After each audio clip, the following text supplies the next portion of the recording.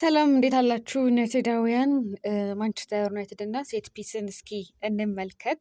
በባለፈው ዓመት ምናልባት ጥሩ እንቅስቃሴ አድርጎ ነበረ በዚሁ ከቆሙ ኳሶች ላይ ግብ የሚሆኑ ኳሶችን በሚመለከት። አሁን ግን ስጋት ውስጥ ገብተዋል ይለናል የማንቸስተር ኢቭኒንግ ዘገባ። በተለይ ደግሞ የካርሎስ ካሴሚሮ ከክለቡ መልቀቅ ያንን ሁኔታ ሊቀይረው ችሏል። የማንቸስተር ዩናይትድ ጉዳይ ለምሳሌ ሃሪ ማጌር ባለፈው ውድድር ዘመን ስለ ካርሎስ ካሴሚሮ ሲናገር እሱን እስካገኘው ድረስ በሳጥን ውስጥ ኳስ በማጥቃት ጎበዝ ነኝ ብዬ አስብ ነበረ ብሎ ነበር። ይሄ መምታት ማለት ነው ከኮርናም በማንኛውም ሴት ፒሶች ላይ። ማጓየር ለካሴሚሮ ይህንን ሙገሳ የሰጠው ቡድኑ በኦልትራፎርድ ብሬንትፎርድን 2-1 ባሸነፈበት ጨዋታ ካርሎስ ካሴሚሮ የመክፈቻዋን ጎል ካስቆጠረ በኋላ ነበረ። ይህም በውድድር ዘመኑ እንግዲህ ያስቆጠራት ከሴት ፒስ 8ኛ ጎሉ ነበረች። ብራዚላዊ አማካኝ ባለፈው ውድድር ዘመን በፕሪሚየር ሊጉ 9 ጎሎችን አግብቷል።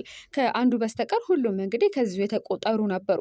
በመሆኑ ማንቸስተር ዩናይትድ አሁን የእሱ መልቀቅ ያስከተለውን የአየር ላይ ጥቃት ክፍተት የመድፈን ትልቅ ፈተና ተጋርጦበታል። ካዝሚሮ ከቆሙ ኳሶች ከፍተኛ ስጋት ይፈጥር ነበር። በፕሪሚየር ሊጉ ለዩናይትድ ቢያንስ 10 ጎሎችን ካስቆጠሩ ተጫዋቾች መካከል ከኔማንያ ቪዲች በስተቀር በፐርሰንት ካየ ነው በርካታ ጎል ያስመዘገበ ተጫዋች የለም በሱ ቦታ ላይ። ይህ የ34 ዓመት ተጫዋች እስከ ባለፈው ውድድር ዘመን ወቅት ድረስ እንግዲህ በአውሮፓ ታላላቅ 5 ሊጎች ውስጥ ከማንኛውም ተጫዋች በላይ በሱ ፖዚሽን ባሉ ብዙ ጎሎችን አስቆጥሮ ነበር። ካዝሚሮ ወደ ማንቸስተር ከመጣበት ጊዜ በፊት ማለት ነው ጎል በማስቆጠር የሚታወቅ አልነበረም።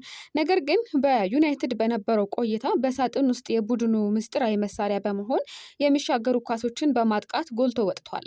ቁመቱ 6 ጫማ ከ1 ኢንች በመሆኑ በሜዳ ላይ ረጅሙ ተጫዋች ባይሆንም በሳጥን ውስጥ ያለው እንቅስቃሴ በጣም ብልህና ኳስን እንዴት ማጥቃት እንዳለበት በደንብ የሚረዳ ነበረ። ዩናይትድ ያለ ካዝሚሮ ከቆሙ ኳሶች ጎል የሚያገባበትን መንገድ አሁን መፈለግ አለበት።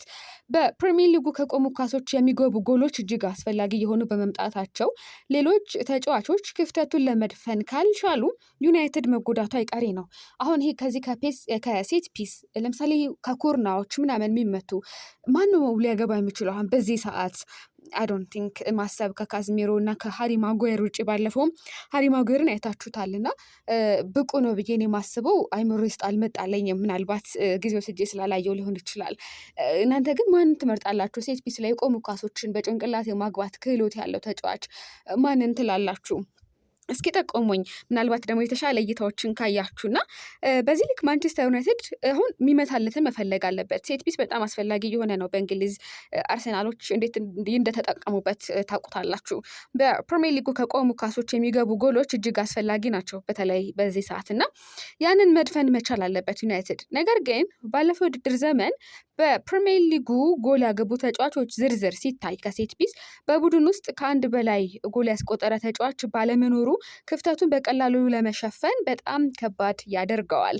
አማድ፣ ብሪያን፣ ቤንጃሚን፣ ሃሪ ማቲያስ፣ ፓትሪክ ዶርጉዬ እንደንዳቸው በሊጉ አንዳንድ ጎል ብቻ ነው ያገቡትና በተለይም በክለቡ ረዥም ቁመት ያለው ተጫዋች እንግዲህ የሚጠቀሰው እንደ ሴስኮ ነው የመጀመሪያው፣ ከዛ ማጓየር ነው፣ ከዛ ዴሊት ናቸው ረጃጅም ናቸው ተብለው ሊጠቀሱ የሚችሉት። እነዚህ ተጫዋቾች ደግሞ የተሻለ አፈጻጸም ዘንድሮ ማሳየት አለባቸው። ቢሆንም ማጓየር ብቻ ነው ውድድር ዘመኑ በመጀመሪያ ወር ውስጥ መደበኛ አሰላለፍ ውስጥ ሊካተት የሚችለው። የክለቡ ምንጮች ሼሽኮ ከሃል ሲቲ ጋር ለሚደረገው የውድድር ዘመኑ መክፈቻ ጨዋታ ብቁ ይሆናል ቢሉም አጥቂው ሁሉንም የቀድሞ ውድድር ዘመን ጨዋታዎች እንግዲህ ስላልተጫወተ የብቃት ማነስ ሊኖርበት ይችላል። ስለዚህ ጉዳይ የሚሆን አይደለም። ምናልባት ድል ሊያገኝ የሚችልበት እድል ካለ እንጂ ሊገባ አይችልም። ማይክል ካሪክ የሼሽኮን አለመኖር ታሳቢ በማድረግ በቅድመ ውድድር ዘመኑ ምቤሞና ማቲያስ ኩኛን በመሀል አጥቂነት የተጠቀመ ሲሆን ሴስኮ እስከ መስከረም ገደማ ድረስ ምናልባት በቋሚነት ባይሰለፍ የሚገርም አይሆንም። እንደውም ማቲያስ ዴሊት ከጀርባ ቀዶ ጥገናው በጥሩ ሁኔታ እያገገመ እንደሆነ ቢታወቅም ዩናይትድ ከጉዳቱ ባህሪ አንጻር ወደ ጨዋታ ለመመለስ አይቸኩልም። ምልላችሁን ይህን ሁሉ ያነሳሁት ዘለግ ያለ ቁመት ያላቸውን ስላነሳን ነው። ስለዚህ ከቆሙ ኳሶች በሚያገኟቸው አጋጣሚዎች በማጓየር ላይ ትልቅ ኃላፊነት ይወድቃል። ቅዳሜ ዕለት ከኤሲ ሚላን ጋር በነበረው ጨዋታ በሴት ፒስ ያገባው ጎል በመጪው የውድድር ዘመን አሻራውን ለማሳረፍ ዝግጁ መሆኑን ያሳያል። ሌሎች ተጫዋቾችም ከቆሙ ኳሶች ጎሎችን በማስቆጠር ማገዝ ይኖርባቸዋል። እዚህ ላይ መስራት ይኖርባቸዋል። ሌኒ ዩሮ በሳጥን ውስጥ የማጥቃት ብቃት አለው። ባለፈው ውድድር ዘመን ከፉላም ጋር በነበረው ጨዋታ በክንፍ ያገባው ጎል በራሳቸው ላይ እንዳገቡ ተቆጥረዋል። በመሆኑም በሚጫወታቸው የጨዋታ ብዛት አንጻር አስተዋጽኦ ለማድረግ ጥሩ እጩ ነው። ሆኖም የካርሎስ ካሴሜሮ ከቆሙ ኳሶች የነበረው ስጋት ማጣት በቀሪው የቡድኑ አባላት ዘንድ ባለው የአየር ላይ ስጋት ማነስ ምክንያት ክፍተቱን የበለጠ አጉልቶታል። መሀል ላይ እንግዲህ በዚህ ርዕስ ላይ ብዙ ነገሮች ሊኖሩ ይችላሉ። የሃሪ መሸፈን ከዛም ደግሞ ሌሎች ተጽዕኖ ያድርባቸዋል እና እዚህ ላይ ትልቅ ጫና ይኖርባቸዋል ብዬ አስባለሁ። ማይክል ካሪክ በቆሙ ኳሶች የሚያስቆጥሩ ተጫዋቾች እጥረት እንዳይኖርባቸው እሰጋለሁ። ምናልባት ሌሎቹን ደግሞ እስኪ የምናይ ነው የሚሆነው። ከዚሁ ጋር በተያያዘ ግን አሁንም የተከላካይ መስመሩ ላይ ትንሽ እንቆይና ፖል ስኮልስ አንድ ሀሳብ ሰጥተው ነበረ። ምንድን ነው ያለው? ስኮልስ ያው ብዙ ጊዜ ሴታች ነው ይታየው። በእርግጥ እንደነሱ ጊዜ ሌጀንዶች እንዲሆኑ ይፈልጋሉ። ያ ጊዜ እንዲመለስ ይፈልጋሉ። ለዛም ነው ስኮልስ ማንቸስተር ዩናይትድ በፕሪሚየር ሊጉ ዋንጫ ለመፎካከር አሁንም የተሻሉ ተከላካዮች እንደሚያስፈልጉት እንደሚያምን የገለጸው የተከላካይ መስመሩ የቡድኑን ትልቅ ክፍተት ነው። ማንቸስተር ዩናይትድ ፕሪሚየር ሊጉን ለማሸነፍ የሚያስችል ጥራት ያለው የተከላካይ መስመር የለውም ሲል ሀሳቡን ሰጥተው ነበር እና የዩናይትድ ተከላካዮች እንግዲህ በየሳምንቱ የምንተማመንባቸው የመሀል ተከላካዮች አይደሉም። ያን ደግሞ እንዲሆን እንደዚህ አይነት ተከላካዮች በቡድን ውስጥ ያስፈልጋሉ።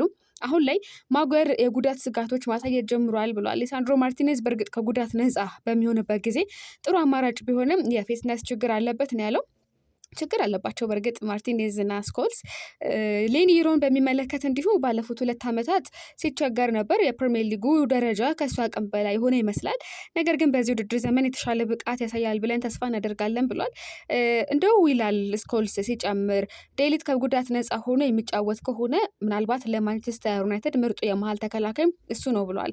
ነገር ግን ይሄ በራሱ ክለቡ ባሉ ተከላካዮች ላይ ጥያቄ የሚጭር ነው።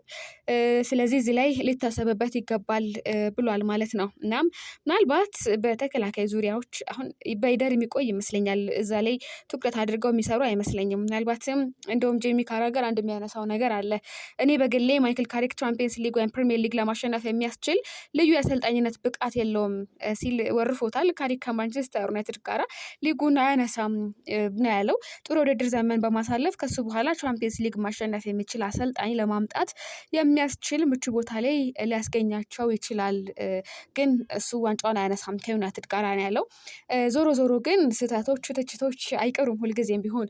በሴት ፒስ ጉዳይ ባነሳሁት ሀሳብ ምን ታላላችሁ? ስጋት አላደረባችሁ? ምን እንደውም ይህን ዘገባ ካየ በኋላ ወደ አይምሬ ምን መጥቷል?